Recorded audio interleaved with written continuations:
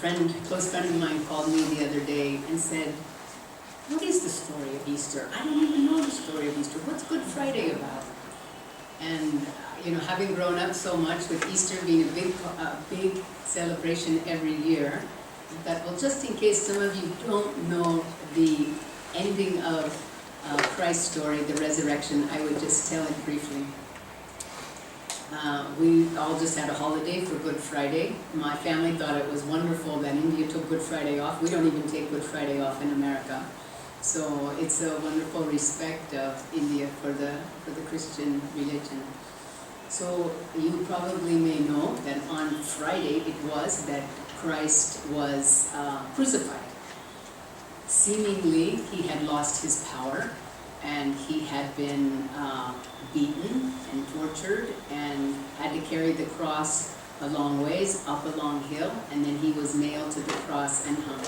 And after a certain amount of time, he said, "It is finished," and he gave up the spirit and left his body. After that, there were two secret disciples that were part of the power structure there within the Jewish priests, and they asked Pilate for the body and brought him to a new unused tomb, wrapped him in sheets and put him in this tomb. And out of all of the disciples, the ones who were the most brave to go and stand at the cross while Christ was up on the cross supposedly suffering and dying, Mary Magdalene and his mother, it was the women who showed up, and they were at the cross and watched him die. But at the same time, they also were able to see where these two priests went and put Jesus' body. Of course, and as I said, these two priests were secret disciples of Christ. Meanwhile, the apostles, the disciples of Christ, were in shock. They thought that Christ would certainly use his power to overcome any trouble that would come. They had been with him all this time. They had seen him do miraculous things. And they thought for sure in the end his power would prevail and he would become king of the Jews. Or he would become king. He would prevail. And so they were in shock and also in hiding because the forces that took Jesus were now also hunting them. And so they were in hiding. So this was all on Friday.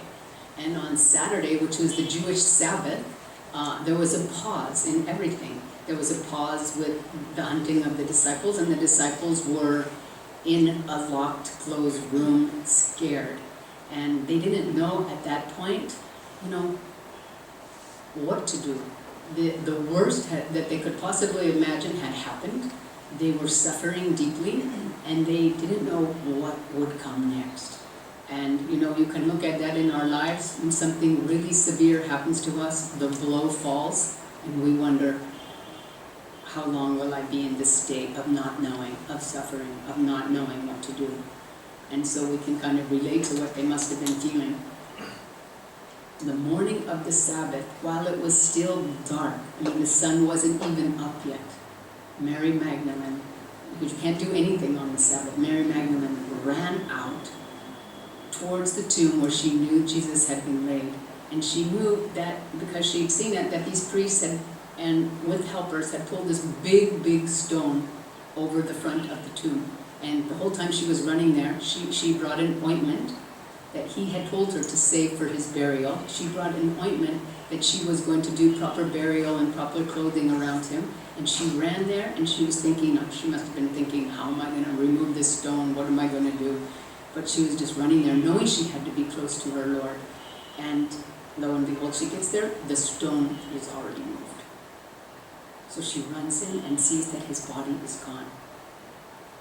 What worse could happen? Everything, the worst could happen, already happened, and now his body is gone. She ran back to the disciples that were in the locked, closed room, hiding, and she said, "The stone has been removed. The body of our Lord is gone." And these disciples, clinging together in faith, and that's another lesson that we can when something happens that we don't expect, something goes wrong, we're suffering, we're in pain, what do? Do we stay home? in bed by ourselves and not go see our friends, not go see our friends that we have given us support, that we've gone through love and faith with, that we know can help us, instead of just closing ourselves off in our own misery and fear. You know, these disciples, even though they were afraid, they were clinging together in faith. And that helped them have some degree of faith, the fact that they were together. So she goes running back, and John and Peter run with her back. So now they're running back and forth. They run back to the tomb. And sure enough, the stone has been rolled away. They go in there, and they see that Jesus' body is gone. And John notices that the sheets that had been around Christ's body are there. But they're even in two different places. The sheet that was on his face is in one place. The sheet that was wrapped around his body is sort of unwrapped and somewhere else, perhaps giving the appearance that maybe he unwrapped it himself. And they might not have ever thought of that had they not had the experience. They had the experience within themselves of Christ raising two people from the dead. One was the daughter of the centurion, and one was Lazarus. And Lazarus had been 3 days in a closed tomb. And Jesus had said, "Lazarus, come forth." And Lazarus had, in front of multitudes of people, had come forth out of the tomb, wearing these same bed sheets, these same wrapping sheets, and had come out of the tomb alive. So John had that experience in his heart. This is what happened. You know, it looks like the Lord unwrapped his own sheets here. But Mary is still consumed with grief. All she wants is the body of her Lord. She is crying and weeping. They have taken the Lord. She didn't even notice there's a man standing right there next to her. She didn't even wonder, who's this man who's suddenly in here? She's just crying and crying. And he said, "Woman, why are you weeping?" And she said, "They have taken my Lord, and I don't know where. I don't know where they have put him." I knew I was going to cry at this part. And all at once, the man said, "Mary." And she knew at once that she was in the presence of the resurrected Christ. And so she fell down to his knees and said, to his feet, and said, "Master." And so he said, "Don't touch me, I am not yet ascended." So they run back to the disciples. I mean, I don't know what happened right that minute, what Jesus did then, but anyway, in the Bible, they run back to the disciples who are in the still locked room, and they told them what they had seen. And Mary said that in fact, John and Peter did not see the Christ, but Mary did. And so they're sort of believing, and they go back and they're all discussing what had happened, and Mary's saying, "I have seen him." And some of them sort of believe, and John believes, Peter believes, some of them believe, and Thomas says, "I will not believe until I put my fingers into his wound," that is him. So,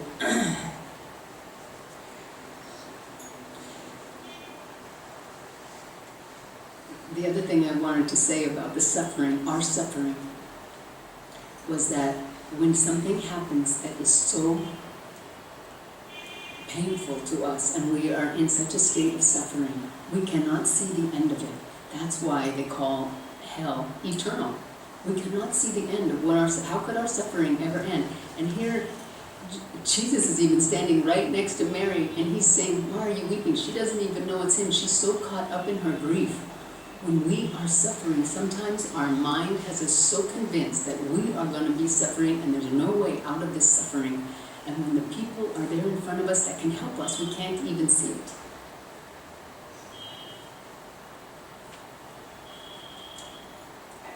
And then Jesus is standing right there, and she's at his feet. And it all had happened. He was crucified. He was put on the cross. He did die, and yet it was not as it seemed. It was not as it seemed. And that's the subtle truth that the spiritual life teaches us. It is not as it seems.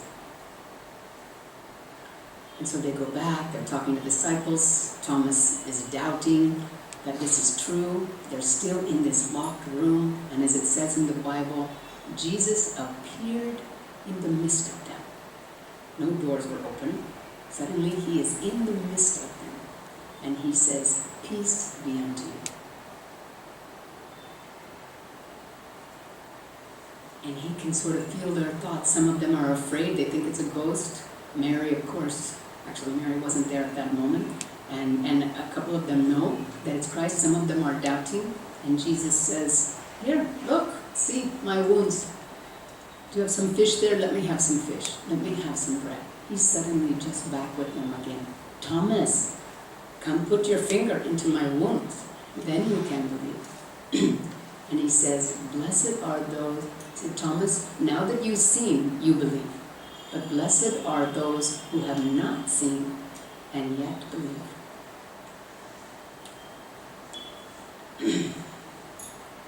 So then Jesus tells them what their mission is. Basically, you have to go out and share this. You have to go out and share that even in your darkest hour, I am with you always. God is with you always. Cling together in faith and courage, and I am with you always. And also that things are not as they seem. And we can think of all the little crucifixions that we have in our daily lives. You know, we think of when wrong prevails over right, when sickness prevails over health, when sorrow prevails over joy. It happens every day to so many of us, to everyone we know. All these things happen. And they do happen. It's not like they don't happen. No, even Swamiji said, when somebody comes to you in great sorrow and great pain, you can't just say, "Oh, it's not as it seems. It's all Maya. You know, everything is bliss." That won't help them. That won't help them. So Swami says, be sympathetic. We have to be sympathetic, but not too sympathetic, because you don't want to increase the delusion that this is an insurmountable problem.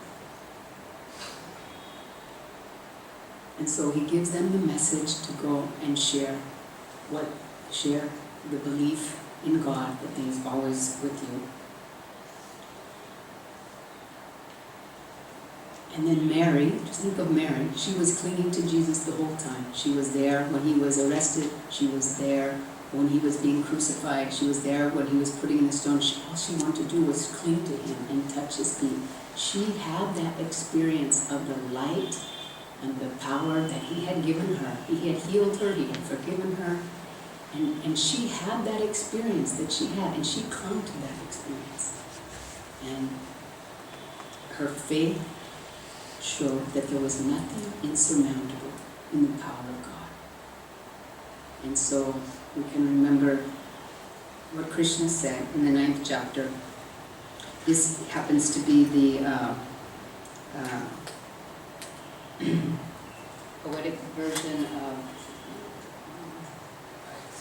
Sir Edward Arnold's interpretation, passage 33-34. "Ah, ye who into this ill world are come, fleeting and false, set your faith fast on me, fix your heart and thought on me, adore me. Make me your supremest joy, and undivided unto my rest, your spirits shall be guided." God bless you.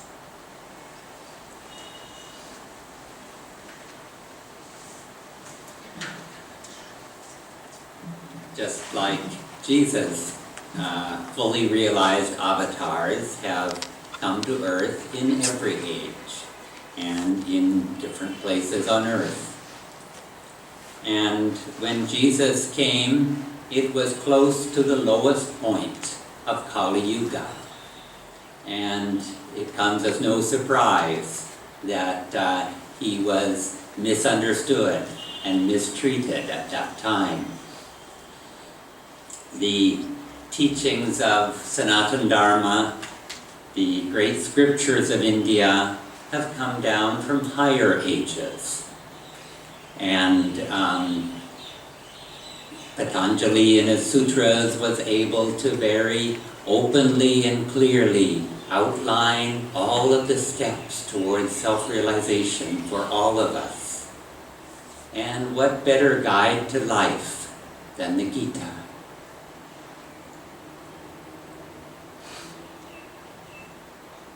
But for the rest of the world, these scriptures from higher ages generally have been lost. And Jesus embodied these great teachings, and yet very few people in his lifetime understood him. Even the disciples would get confused. And for other people, he couldn't speak openly. He would speak in symbolic stories. He would demonstrate by his own life the example of these high teachings. But who can explain the deeper meanings of these stories of Jesus? It takes another avatar who has that same consciousness. And I remember growing up, I recognized that there was some power, there was some truth to the life of Jesus. But the stories of his life, the things that he said, so many of them just made no sense to me. Until I learned through Yoganandaji, through his teachings, via Swami Kriyananda, via books like The Revelation of Christ and The Promise of Immortality, these deeper teachings and these deeper meanings. And perhaps it's because these Bible stories were symbolic that they've been allowed to be passed down to our generation. Many of the original early teachings were removed from the official dogma centuries after Christ's life, like reincarnation or the guru-disciple relationship. The Eastern Orthodox Church, which is as old as the Catholic Church, retained this concept, this tradition of the guru. And in his life, Jesus gathered a large following. On Palm Sunday, just 1 week before today, before his resurrection, he led a joyful procession into Jerusalem. And then, as Daya said, the drama of the week unfolded in being betrayed, arrested, put on trial, put to death in a slow and painful way. And then he is coming back in his physical body, resurrected in the sense that he reconstructed his physical body and came to reassure the disciples, to comfort them. Just as Sri Yukteswar was resurrected, came after his death, came in his physical body to Yoganandaji in a hotel room in Bombay.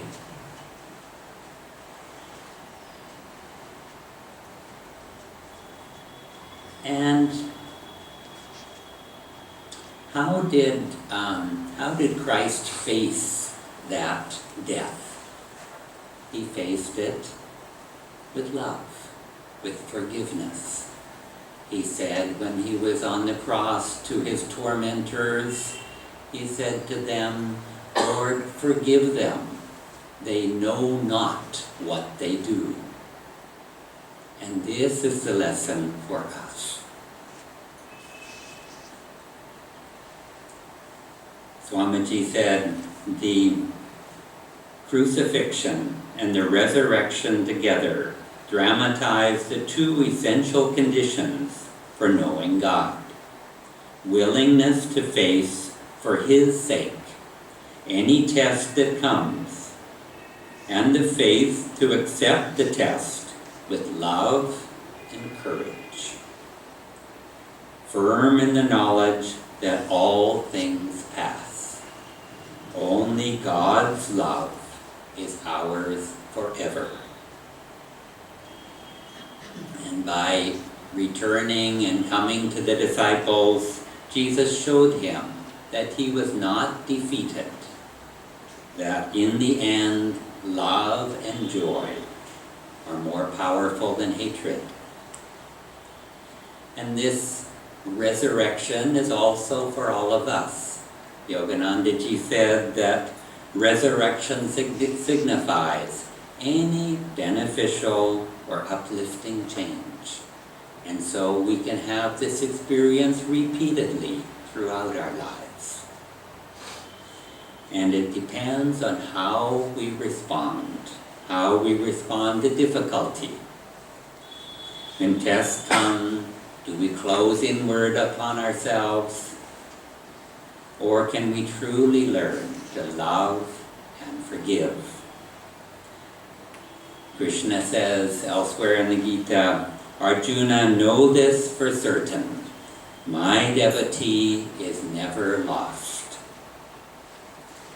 And we're Krishna's devotee, not just because we choose to be his devotee, not because we've joined Ananda Sangha. We're Krishna's devotee when we act like Krishna's devotee. When even there's difficulty, we can respond with love and forgiveness. We can still trust in God and offer our lives to Him. When we can say, as Swami Kriyananda did, through all trials, Lord, I sing Thy name. Joy in Thee is life's sole aim. Thank you.